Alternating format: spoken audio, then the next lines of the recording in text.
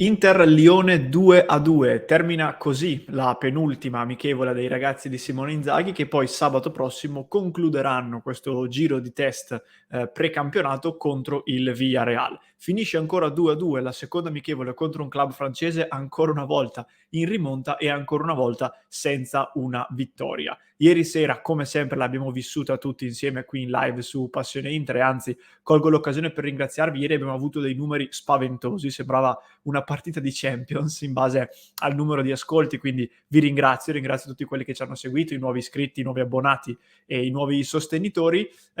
In serata poi è uscito l'episodio relativo al commento a caldo mio e di Lorenzo, che poi dopo vi linkerò anche qui. Quest'oggi invece, il nuovo episodio di oggi, lo incentriamo sul commento a freddo. Stiamo andando avanti con questo format post partita con gli spunti che emergono da ogni partita. Anche in questo caso, secondo me, ci sono state delle indicazioni interessanti e in questo episodio proverò a dirvi la mia e poi ne possiamo parlare tranquillamente nei commenti. Andiamo quindi subito nel tema. Prima vi ricordo, come sempre, un mi piace al contenuto e un'iscrizione al canale se ancora non siete iscritti. Tra l'altro siamo molto vicini ai 40.000, quindi supportateci così arriviamo velocissimi ai 40.000 e poi proseguiremo anche oltre. Allora, appunti sparsi su questa partita. Ci sono secondo me cose interessanti emerse sia prima dei cambi che dopo i cambi arrivati intorno ora e 10, diciamo così, di gioco.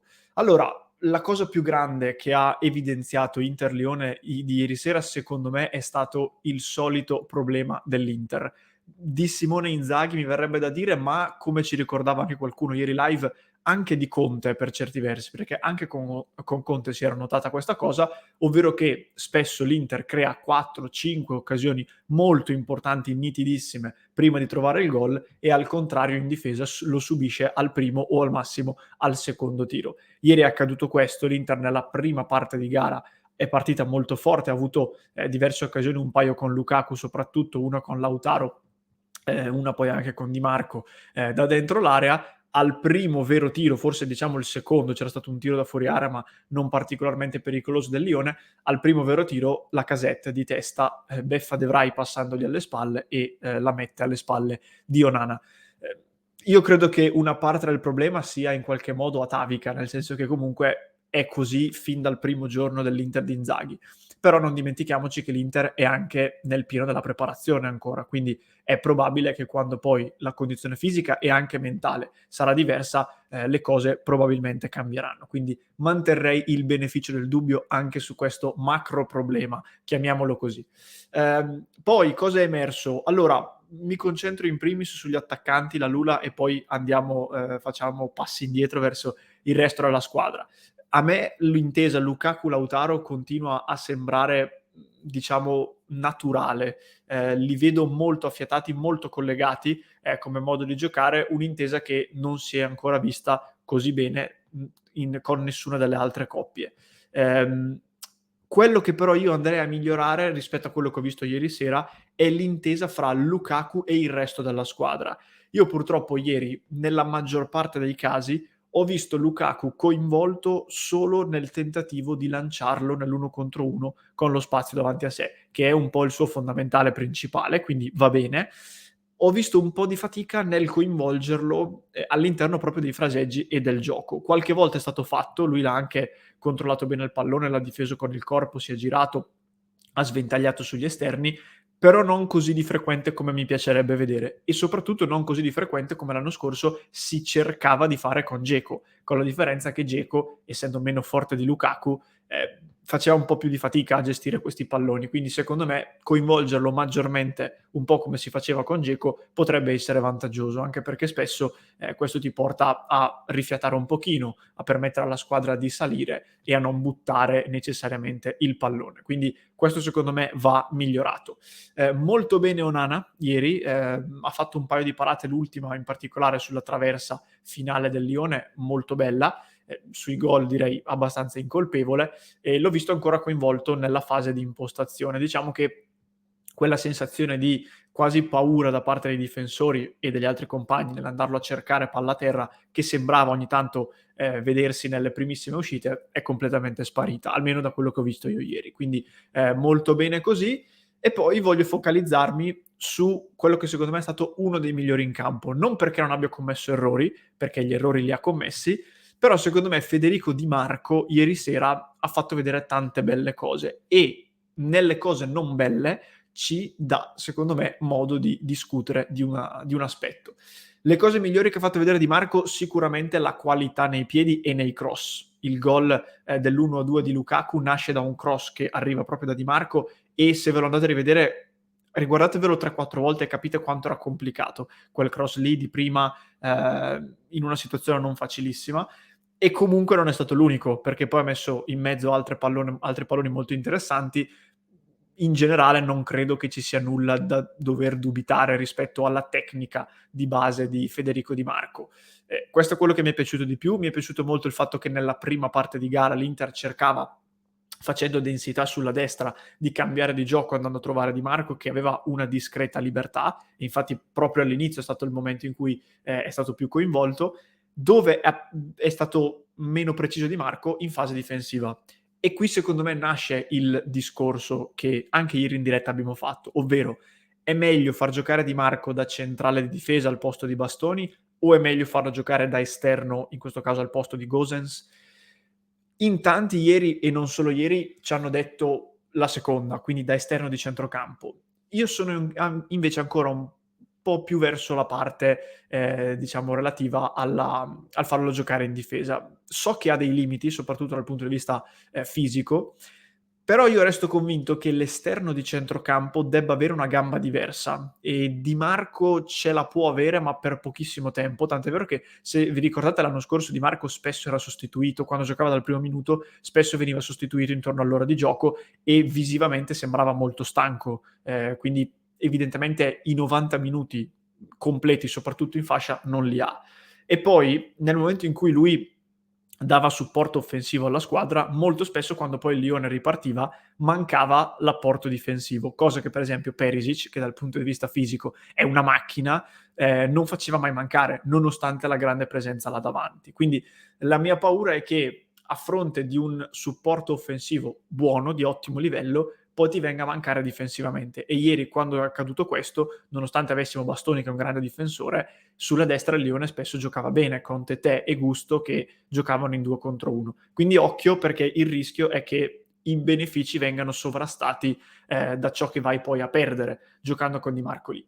Mentre invece noi tutti abbiamo in mente per esempio il gol subito col Bologna da Arnautovic, ma di fatto di gol veramente, diciamo, evidenti subiti a causa dei limiti fisici di Di Marco in difesa, io ricordo solo questo. Poi magari sbaglio, qualcuno magari nei commenti me ne ricorderà altri, però di fatto si tende a ricordare sempre questo. Poi ci sarebbe un altro discorso da fare, ma non voglio dilungarmi troppo, magari ne parleremo in seguito. I cambi sono arrivati alcuni primi 3 intorno al 60°, poi la Lula è uscita intorno al 67° e poi gli ultimi verso il 75°, se non erro. Cosa è emerso dopo i cambi? Allora, Darmian ha preso il posto di Bastoni e qui è arrivata un'altra indicazione importante, perché a fronte di questo cambio non è stato Di Marco ad arretrare nei 3 di difesa con Darmian sulla fascia, ma è stato Darmian a essere messo in difesa con Di Marco lasciato in fascia. E questo è un'altra indicazione interessante, che va contro la mia opinione che vi ho detto un attimo fa, però il campo ha fatto vedere questo. Quindi ho la sensazione che Inzaghi stia testando anche questa alternativa, quindi con Darmian dietro e Di Marco davanti. Una cosa è emersa molto evidente, che in tanti hanno anche fatto notare. Al netto di Onana, che poi peraltro è uscito anche lui, c'è stato un solo giocatore che faceva parte degli 11 di partenza e che è rimasto in campo fino alla fine, ed è Stefan De Vrij. Perché? Perché guarda caso l'unico, diciamo, buco in rosa che l'Inter ha ancora è quello del vice De Vrij. C'era in panchina Fontana Rosa, avrebbe potuto essere messo in campo lui, alla fine non è entrato, quindi altro forse piccolo segnale da parte di Inzaghi che fa notare come gli manchi ancora un giocatore, ma comunque lo sappiamo.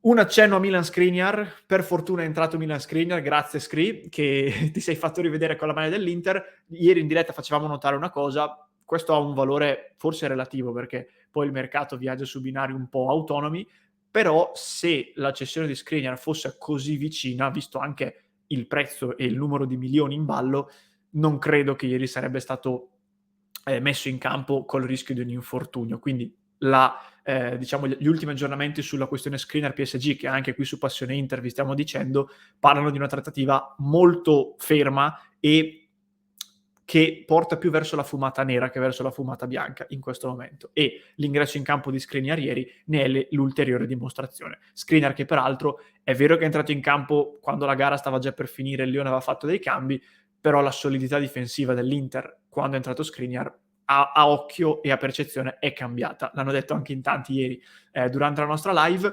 Ultima cosa che voglio farvi notare, l'attacco. Ne abbiamo parlato a lungo anche ieri, Correa e Dzeko, qui ci sono tanti tifosi che sono completamente contrari ad entrambi, qualcuno che magari ne terrebbe uno e farebbe partire l'altro. La mia opinione la sapete più o meno su entrambi. Come riserve secondo me possono andare bene al netto di una quota di incognite che sicuramente portano con sé, perché non sono i giocatori più affidabili del mondo. Io mi limito a dire due cose. La prima, la differenza tra la Lula e Correa Dzeko è abissale in questo momento, cioè si vede proprio palesemente anche proprio la pericolosità offensiva che cala drasticamente al di là delle caratteristiche. Ieri quando sono entrati Correa e Dzeko l'Inter ha quasi smesso di attaccare, e nonostante Lukaku e Lautaro non fossero, come anche Correa e Dzeko, al meglio della condizione, è un'altra cosa, c'è poco da fare, la Lula è un'altra cosa, quindi spero che poi Inzaghi nelle amichevoli faccia questo, ma poi in partita, nelle partite che contano, non faccia le coppie, i cambi a blocchi, quindi fuori i due attaccanti, dentro i due attaccanti, fuori i due esterni, dentro i due esterni, perché quest'anno in particolare sarebbe ulteriormente sbagliato. Lukaku va tenuto in campo il più possibile e al limite le coppie si possono mixare, non cambiandole a blocchi. La seconda cosa che voglio dire però, vale per Correa Dzeko, vale per tutti, calma con i giudizi definitivi.